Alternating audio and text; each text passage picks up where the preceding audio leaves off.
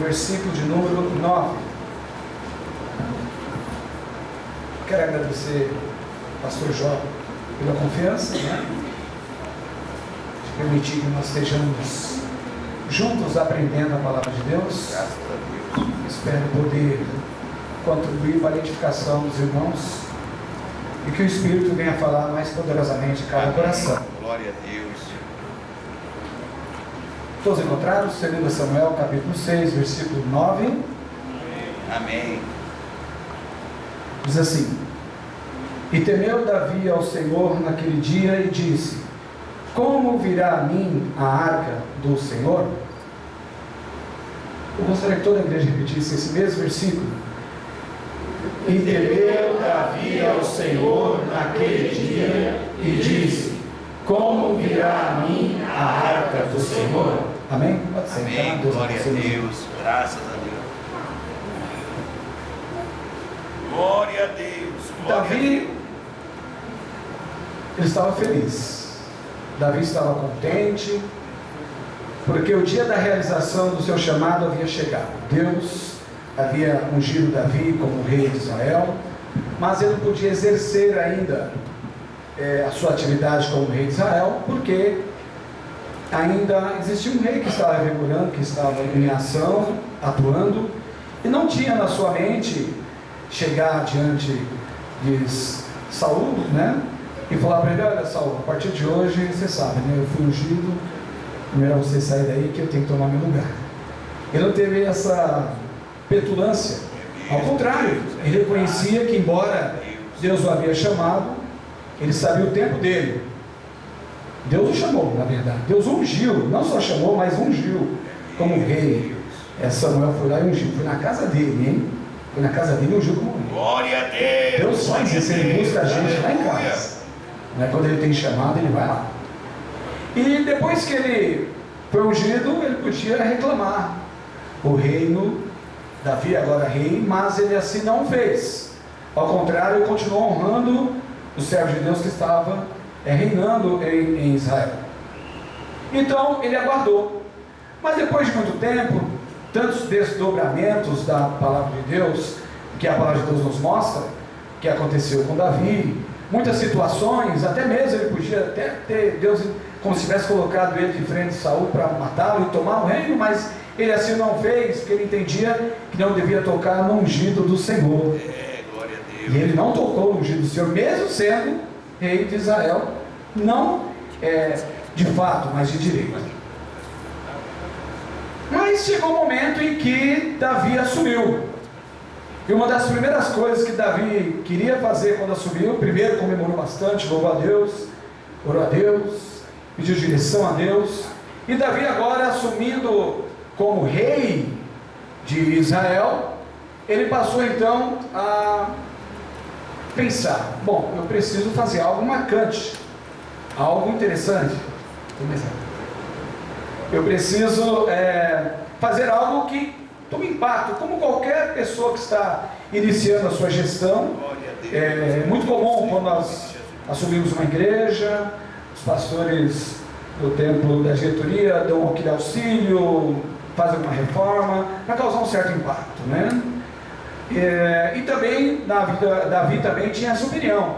Falou: olha, eu tenho que fazer alguma coisa para marcar o meu reinado, para que as pessoas entendam que eu fui chamado por Deus. Afinal de contas, eu fui ungido lá em casa, mas não diante de todo o povo, embora o povo tenha reconhecido o chamado. E aí ele pensou: eu tenho que fazer algo para marcar o reino. E qual a primeira escolha dele? Eu tenho que marcar meu reino com a presença de Deus.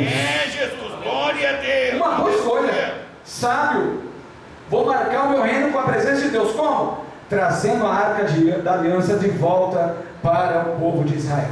Porque a arca da aliança estava distante, estava longe, não estava no seio do povo de Israel.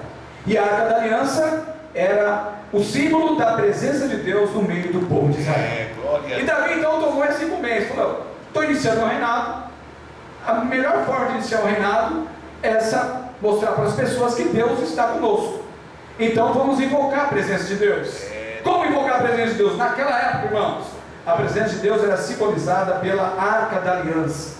A arca da aliança mostrava ali todos os desígnios. Moisés, quando construiu, orientado por Deus a Arca da Aliança, ela peregrinou por muitos lugares, a arca sempre estava no caminho, no deserto, e representava, simbolizava a presença de Deus. E Davi então falou: vou trazer a Arca da Aliança. A Arca da Aliança estava na casa de Abinadab, como você pode ver aí no capítulo de número 6, versículo de número 3, e ele mandou buscar. Que maravilha! Ele fez uma festa. Ele falou assim: eu vou fazer uma festa para trazer a Arca da Aliança de volta para Jerusalém, de volta para o nosso meio. Ela estava distante ali. E quando ele organizou essa festa, ele mandou trazer no trajeto, como se fosse um grande desfile. Imagina um grande desfile e as pessoas comemorando muito, e aí pegaram a Arca da Aliança, colocaram o carro de bois, colocou em cima de uma pedra e vieram transportando. E todo mundo alegre. Irmão, imagina quando você está numa festa alegre, pelo motivo de estar trazendo a presença, o símbolo da presença de Deus para o lugar certo, para o centro religioso de Israel. Estava sendo trazida a Arca da Aliança. Imagina você numa grande festa, como os nossos congressos, não é? Uma grande festa, todo mundo jubiloso, alegre. Afinal de contas, nós estamos reunidos em torno do nome de Deus, em nome de Jesus. E estamos celebrando, marcamos a data do congresso, a data da festividade, organizamos os hinos, preparamos tudo e vamos para a festa e vamos comemorar. E aí Davi fez assim, chamou todo Israel, fez uma grande festa. E no trajeto, antes de chegar em Jerusalém, Davi já estava comemorando, e as pessoas estavam alegres. Olha o que dizia a palavra de Deus, acompanha aí no versículo número 5. E Davi e toda a casa de Israel alegravam-se perante o Senhor com toda sorte de instrumentos de madeira, de faia, com harpas, e com saltérios, e com tamborins, e com pandeiros, e com símbolos. Eles estavam fazendo uma grande festa, o povo de Israel estava reunido, estava a caminho. O que vocês estão fazendo? Que festa é essa? Estamos trazendo a Arca da Aliança. Vocês estão alegres? Estamos alegres, felizes.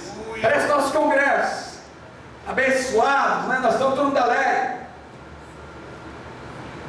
Só que no meio da festa, todo mundo alegre, com instrumentos, né? Tocando, um falando para o outro, se alegrando. Mas eles se alegraram tanto que descuidaram da presença de Deus. Aí questiona-se: que alegria era essa? Mas eles descuidaram e deixaram aos poucos o motivo de tanta celebração de lado. E a palavra de Deus revela no versículo de número 6 que, chegando à eira de Nacon, estendeu Uzá a mão à arca de Deus e segurou-a, porque os bois deixavam pender. Eles estavam na festa, estavam celebrando, todo mundo cantando, tocando, mas a Arca da Aliança estava em cima de carro de bois, e os bois não tinham cuidado, né? Ele estava pendendo, estava caindo. E Uzá, no meio daquela alegria, estendeu as mãos e tocou na Arca da Aliança. Revelou o cuidado de Uzá. Uzá estava prestando atenção, ele estava olhando para a Arca da Aliança, ele estava prestando atenção. Você quer? Ninguém mais fez isso, nem Davi, ninguém mais prestou atenção nisso, mas Uzá prestou atenção. Só que um fato inusitado aconteceu. À medida que ele teve essa boa intenção de sustentar, não deixar cair a arca, a palavra de Deus diz no versículo de número 7, acompanha aí, não fecha a Bíblia, diz o seguinte: então a ira do Senhor se acendeu contra Uzá. A Bíblia diz que a ira do Senhor se estendeu contra Uzá, e Uzá estava tendo uma boa intenção. Olha, não dá para entender. E Deus o feriu por esta imprudência, diz a palavra de Deus. Mesmo tendo cuidado, atenção na presença de Deus, na arca de Deus, ele tocou, Deus o feriu por conta da imprudência, diz a palavra de Deus. E mais, não só o feriu, mas a ferida foi tão forte. A palavra de Deus revela no versículo 7, final do versículo 7, que e morreu ali junto à arca de Deus. Já imaginou uma grande festa? Está no congresso, né, todo alegre, uma alegria, né, não dá para explicar a alegria, imaginando que está agradando a Deus. É mesmo, Jesus. Imaginando, veja bem o que eu estou dizendo, imaginando que está agradando a Deus, porque é uma festa dentro da igreja. Nós ensaiamos, nós nos preparamos, nós organizamos, convidamos pessoas, nós oramos algum tempo, mas quando chegou na festa, todo mundo se preocupou com muita coisa, menos com a presença de Deus. E aí eu pergunto, que alegria que era essa então? Que a palavra de Deus diz que a alegria vem do Senhor. A nossa alegria vem do Senhor. O fato é que aconteceu esse desastre. Eu imagino como aconteceu recentemente, que ele havia lotado de jogadores, né? E era uma partida final. Dali eles já estavam alegres por ter chegado numa final de um campeonato, que era muito difícil eles chegaram, e agora vão para o final. Podiam ganhar e ser campeões, então estavam todos empolgados. E de repente, um desastre ceifou a vida da maioria deles. Então, a alegria se transformou em desastre. Um desastre horrível. E eu posso comparar, guardadas as devidas proporções, evidentemente, com essa realidade aqui. Estava todo mundo alegre, feliz, vai trazer a arca. Davi queria marcar, começou o reinado dele. Afinal de contas, o governo dele estava começando, queria marcar de maneira fenomenal. Todo mundo, quando lembrasse Davi, quem é Davi? Aquele que trouxe a arca da aliança no início do seu reinado. Queria marcar, e ele se organizou, fez a festa, todo mundo alegre, todo mundo comemorando. De repente, um desastre: a festa acabou. Acabou a festa. Olha os versículos seguintes. Versículo 8: e Davi se contristou, porque o Senhor abrira, olha a expressão, rotura. Então não foi uma coisa simples, foi uma coisa visível. Rotura em Uzá, e chamou aquele lugar Pérez Uzá até o dia de hoje. E a Bíblia diz, no versículo 9, que chegamos agora ao nosso versículo tema: e temeu Davi ao Senhor naquele dia e disse: como virá a mim a arca do Senhor? Perceba que essa pergunta foi num momento de crise. Foi um momento muito difícil para ele. Ele queria marcar o reinado dele, ele queria mostrar que ele é chamado de Deus, achado por Deus, ungido por Deus, trazer a presença de Deus, dava um selo no seu reinado. Daqui a pouco ele organiza uma festa, e na festa ele não tem o cuidado de transportar a arca adequadamente, e parece-me que a presença de Deus ficou em segundo lugar. Ele começou a se preocupar com outras coisas, e uma pessoa não preparada, não orientada, não encarregada daquele serviço, percebeu que a arca ia caindo, tocou na arca e ele foi morto pela sua imprudência. Embora tinha uma boa intenção, ele foi imprudente, segundo a palavra de Deus. E aí ele morreu, e a sua morte encerrou aquela festividade, encerrou aquela festa. Se nós parássemos por aqui e perguntássemos o que se foi de Davi, nós poderíamos falar assim: olha, Davi, como ele fez uma festa lá de qualquer jeito, não se preocupou com a presença de Deus, e Deus o castigou. Olha que situação difícil. Davi ficou muito triste. A palavra de Deus mostra que Davi ficou chateado. Mas tem uma explicação aqui, e a explicação não está aqui. A explicação está na história antes. Por que Davi? Por que Deus feriu Uzá? Por que Deus permitiu uma morte? Não é? E a palavra de Deus diz que ele foi imprudente. Por que Deus permitiu que, no meio de uma festa programada para a presença dele, houvesse uma morte? E aí Davi estava também preocupado. Olha, imagina, irmão, se coloca no lugar de Davi. É mesmo. Imagina ele, fez uma festa e acontece um desastre. E a festa é para trazer a presença de Deus. E de repente ele podia pensar: será que Deus não está comigo? Que no começo do nosso ministério, que todos os irmãos que têm o chamado ministerial, primeiro falar assim: Senhor, o Senhor está comigo? É mesmo. Aí ele começa a fazer votos. E Davi possivelmente fez um voto: vou trazer a arca da aliança, né? Fez um compromisso, e de repente parece que o voto não deu certo.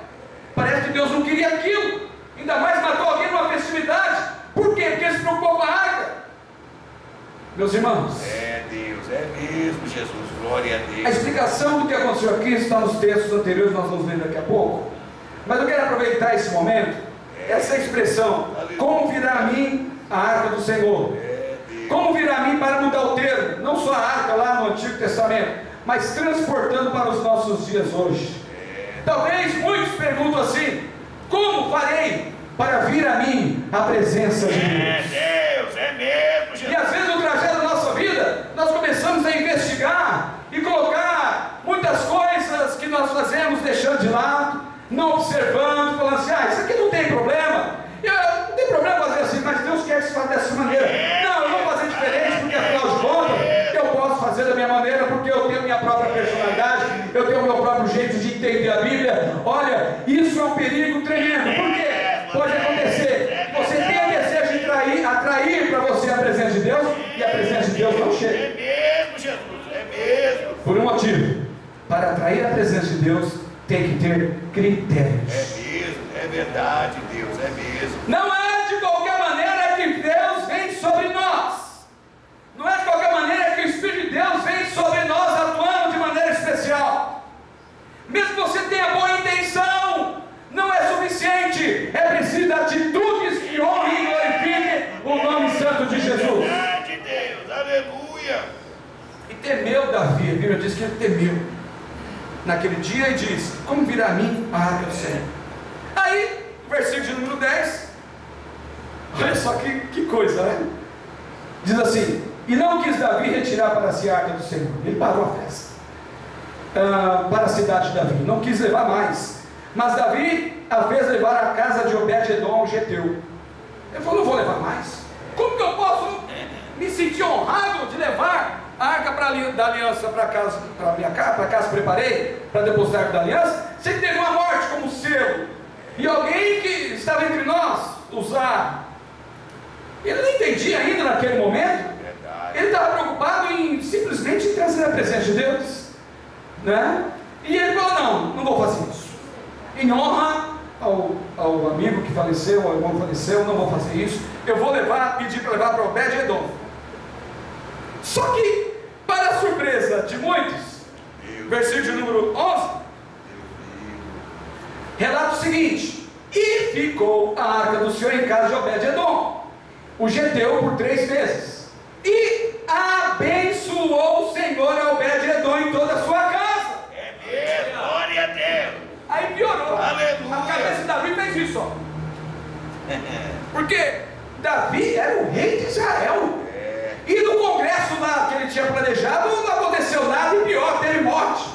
Aí ele fica triste, leva a arca, pede para levar para casa de Obed-edom, fala assim: olha, se eu te trazer para a minha arca, vai que morre mais alguém, né? Melhor deixar isso aí, né? O governante tem a preocupação de deixar as coisas para não causar escândalo, né?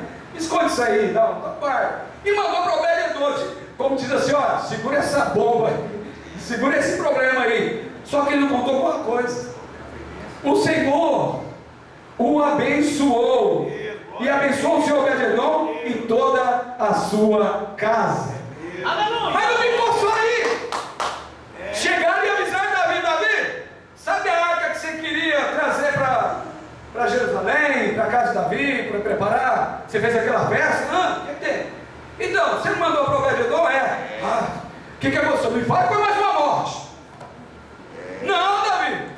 Abençoou o Senhor a casa de Obed-edom. Graças a Deus. Eles estão abençoados, prósperos. O Senhor Deus encheu a casa deles. Está uma festa lá, um congresso está acontecendo lá.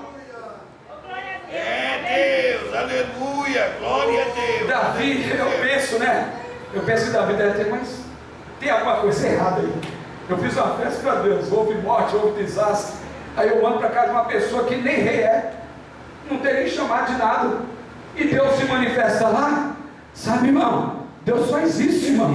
As coisas loucas e vis para o mundo é sabedoria de Deus para você. As coisas que o mundo não entende para você é bênção de Deus. Alguém pode olhar para você e dizer assim: você não é nada, você vai na igreja, ninguém olha para você. O que você está fazendo? Está perdendo tempo, passando a tarde de domingo, final de noite, de tarde de domingo lá, ouvindo o pastor falar alguma coisa, ouvindo cânticos. O que você ganha com isso? Você pode abrir a sua